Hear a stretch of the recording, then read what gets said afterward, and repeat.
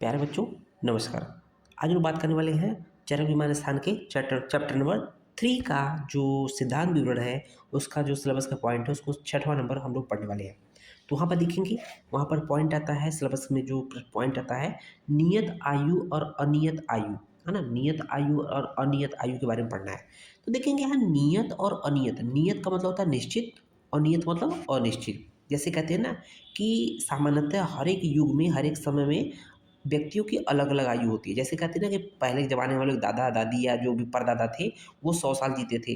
मतलब कि एक निश्चित आयु होती थी। हर एक युग की एक निश्चित आयु होती है, एक समय की निश्चित, जैसे कलयुग है तो इसमें 60-62 साल, 65 साल ये आयु मानी गई है ना? ये नियत आयु मानी गई है। मतलब आप अपनी पूरी आयु जी लीजिए, अपने काल के अकॉर्डिंग, आप जिस समय आपकी जन्म हो, उसके अकॉर्डिंग अपना पूरा जीवन यापन कर लीजिए, उसको नियत आयु कहेंगे। लेकिन आप देखते होंगे कि अ, कुछ व्यक्ति क्या होता है, कोई बाल्यावस्था में किसी की मृत्यु हो जाती है, किसी की असामयिक मृत्यु हो जाती है, कोई एक्सीडेंट हो गया, मतलब इस तरह की जो अनियत आयु होती है।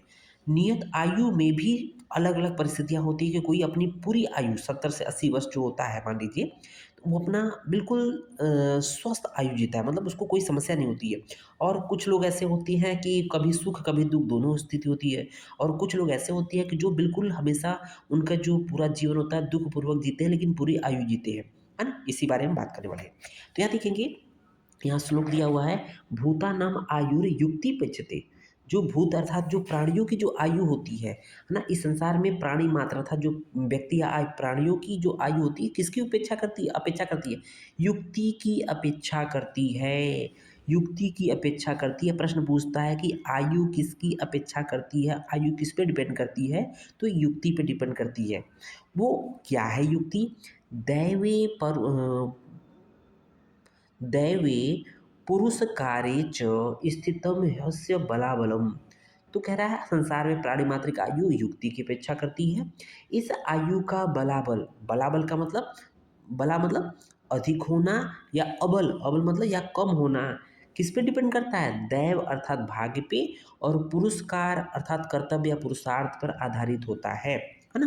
तो यहाँ पर आयु जो होती है वो युक्ति की अपेक्षा करती है, और इनडायरेक्टली कह दिया, लेकिन देखा जाए तो ये जो आयु का बलाबल मतलब आयु अधिक बलवान है, मतलब आयु का अधिक होना, मतलब आयु का अधिक होना मतलब नियत आयु होना, आयु का कम होना अनियत आयु होना, है ना?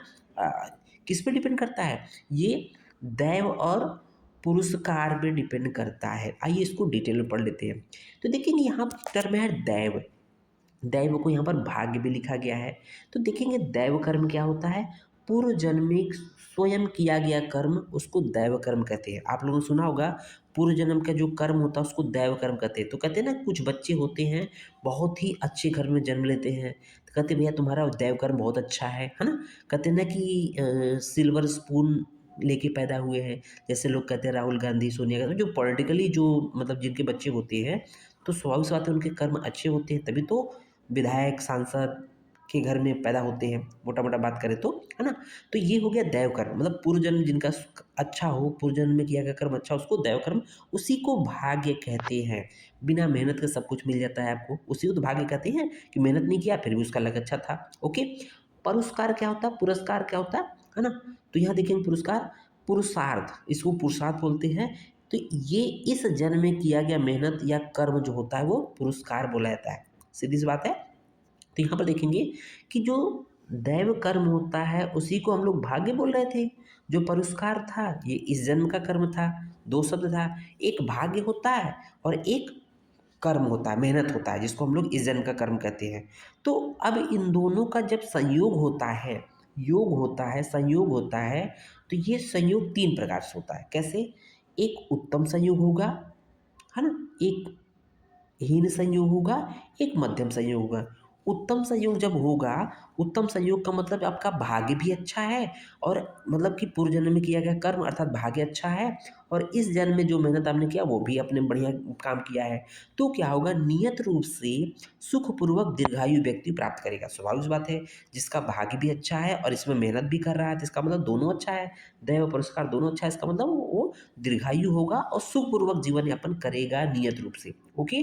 अब दूसरा पॉइंट जस्ट अपोजिट आता है कि अगर इन ये योग दैव अर्थात भाग्य और पुरुषार्थ दोनों एक दूसरे के अपोजिट है है ना? अर्थात हीन है, कहने का मतलब एक दूसरे को काटने वाले हैं।